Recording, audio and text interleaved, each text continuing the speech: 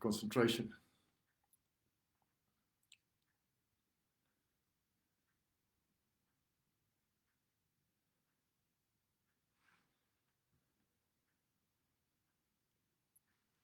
Viktor Frankl survived the concentration camps in the Second World War, and so many of us are going through incredibly tough times.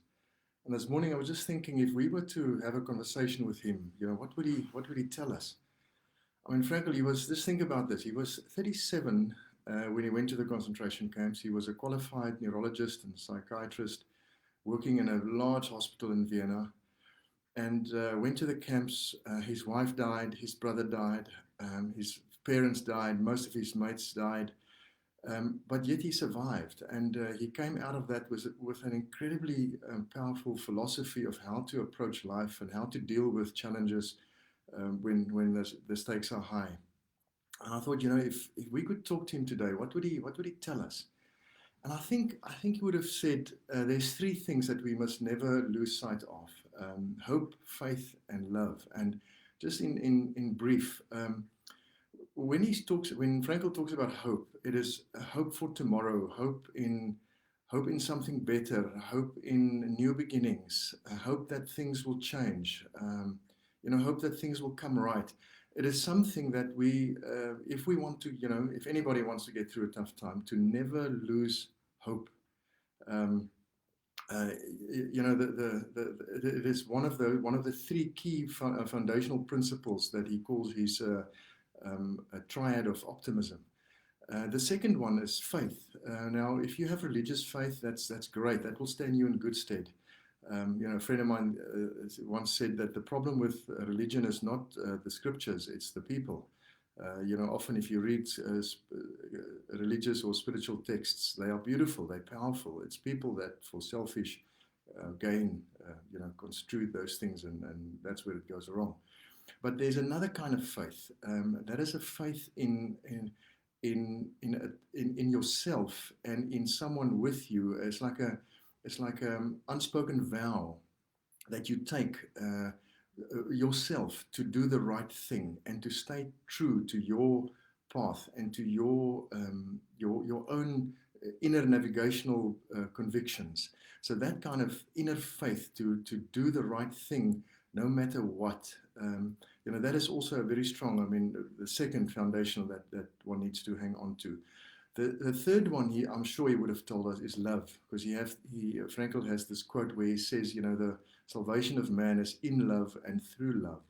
So that love is not only for the ones close to you and the people that you love, of course those, but it's also for yourself, to respect and appreciate that you have a precious life. Often we say life is short. Let's live it up. Life is short. That's rubbish. It's absolute rubbish. We don't know how long life is. Any of us can die any moment. Life is not short. Life is precious. We have the gift to be able to think and to talk and to make plans and to be creative and to just live, abundantly. So that kind of love, to never lose faith or sight of that.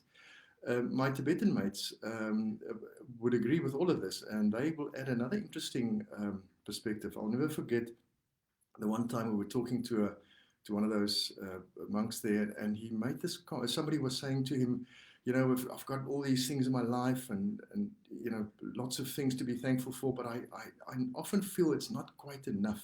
I'm not quite getting there, and sometimes I feel a bit down. I'm not making progress.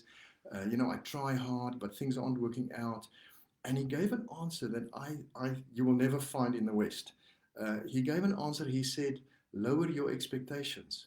So when the Tibetan guys will talk about these three things, they will say the balance between expectations, aims, and hope is a delicate one.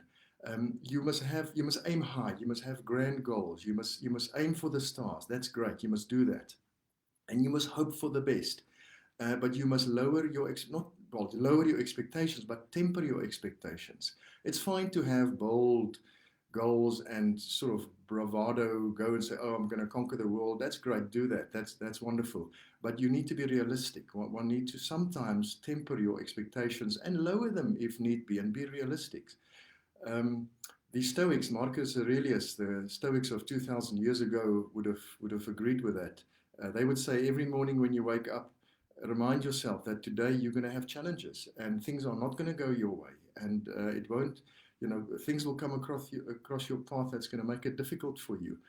And then you go into the day and you do your thing. And when those things come across your path that's not quite your way, well, here they are. Here's my challenges, and you deal with them.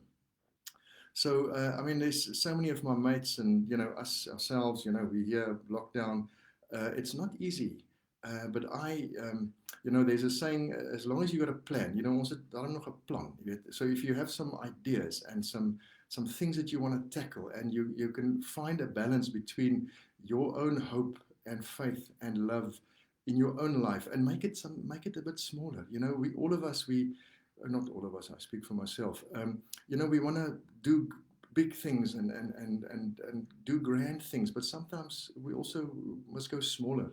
Like this, what this virus and the lockdown is teaching us is to focus on the smaller things, because ikigai, the Japanese philosophy for life. I did a talk on that last week. They will be very quick to say small steps, small things. Look at the little things, because that is sometimes where the joy is hidden. We mustn't always look, across the hill for something that we imagine is there. Anyway, hope you have a great day. Enjoy.